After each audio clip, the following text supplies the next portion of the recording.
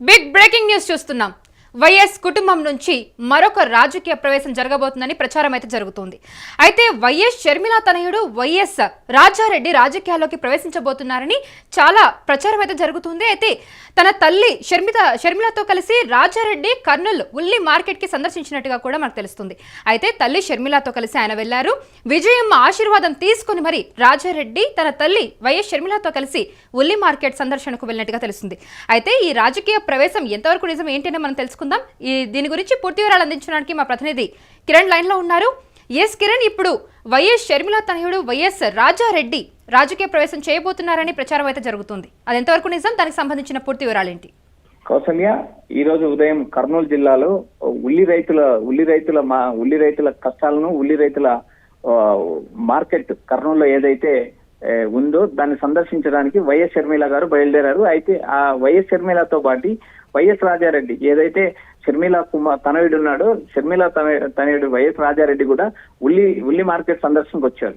అయితే ఇక్కడ ప్రధానంగా వైసీపీ మాజీ గౌరవాధ్యక్షురాలు వైఎస్ విజయమ్మ ఆశీర్వాదం తీసుకున్నారు. ఇక్కడ ఏదైతే ఉందో అది ఈ సంచలనమైంది. ఎందుకంటే వైఎస్ కుటుంబం నుంచి మరో యువ నాయకుడు తెరపైకి వస్తున్నారా, రాజకీయాల్లోకి వస్తున్నారా?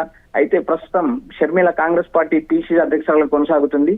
కాంగ్రెస్ పార్టీకి ఒక ఫేమ్ గా ఉన్న షర్మిలకు అండగా తనయుడు రాజారెడ్డి రాజకీయాల్లో ప్రవేశిస్తున్నారా అనేది ఉత్కంఠంగా మారింది. అయితే ఇక్కడ ప్రధానంగా ఈ కేవలం తల్లికి అండగా ఉండడానికి ఆయనకు రాజకీయాల్లోకి వస్తున్నారా, లేక ఉల్లి రైతుల కష్టాలను, లేదు కొద్ది రోజులు ఆంధ్రప్రదేశ్ రాష్ట్రంలో పర్యటించి వివిధ జిల్లాల్లోనూ వివిధ ప్రాంతాల్లో పర్యటించి సమస్యలు అడ్రస్ చేయడానికి ఆయన ప్రయత్నం చేస్తున్నారా అనేది మనం రాబోయే రోజుల్లో చూడొచ్చు. ప్రస్తుతానికైతే ఆయన ఉల్లి మార్కెట్ రైతులను సందర్శించడానికి షర్మిలతో పాటు ఆయన హైదరాబాద్ నుంచి కర్నూలుకు బయలుదేరారు. అయితే ప్రస్తుతానికి ఇంకా కర్నూలు చేరుకోలేదు కౌసల్య.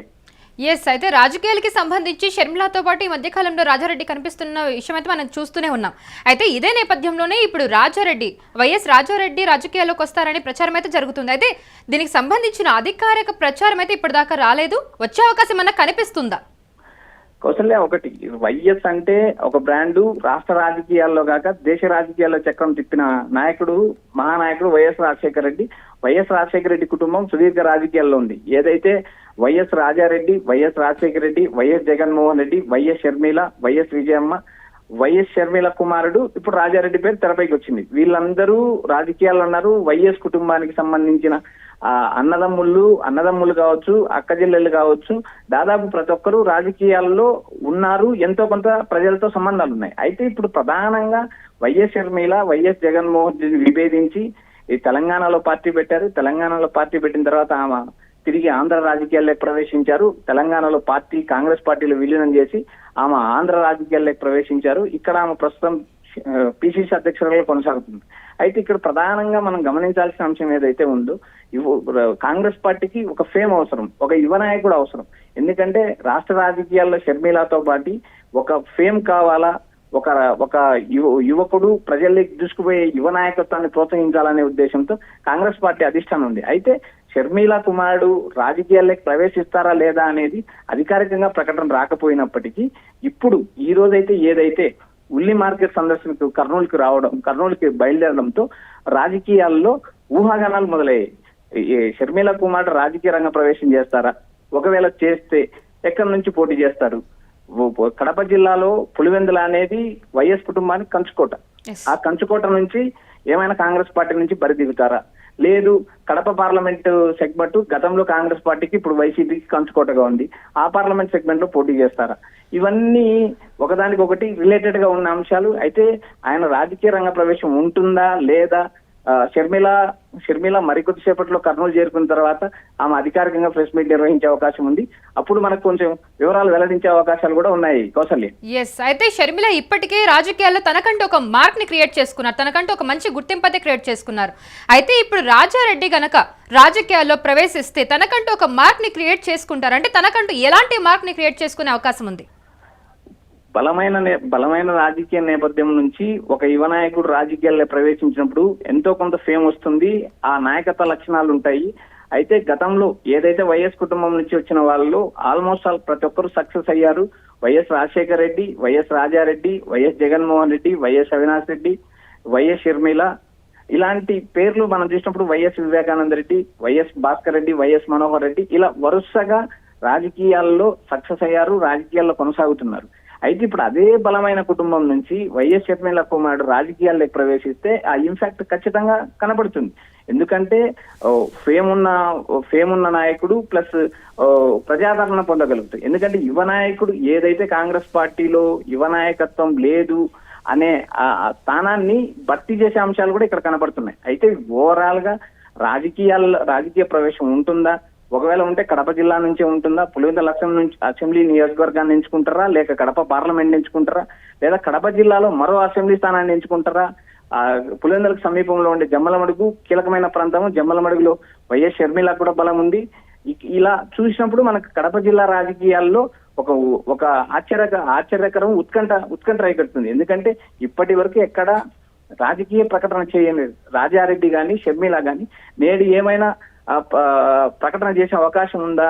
కర్నూలు ఉల్లి మార్కెట్ రైతుల సందర్శనకు వచ్చి వారి కష్టాలు తెలుసుకున్న తర్వాత ప్రెస్ మీట్ నిర్వహించే అంశంలో ఏమైనా వస్తాయా? లేదు రాజకీయ రంగ ప్రవేశం మరికొంతకాలం వేచి చూస్తారా అనేది మనం వేచి చూడాలా కౌసల్య. ఎస్, అయితే YS Sharmila and YS Rajareddy ఏ సమయానికి కర్నూలు చేరుకునే అవకాశం కనిపిస్తూ ఉంది?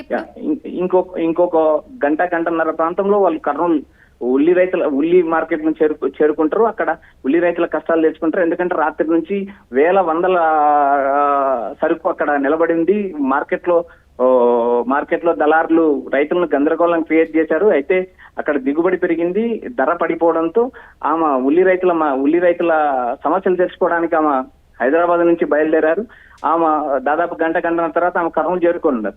అయితే ఇక్కడ రాజారెడ్డి రాజకీయ రంగ ప్రవేశంపై ఆమె మాట్లాడతారా, లేదు మరికొంత కాలం ఆంధ్రప్రదేశ్ లో తల్లితో పాటు వివిధ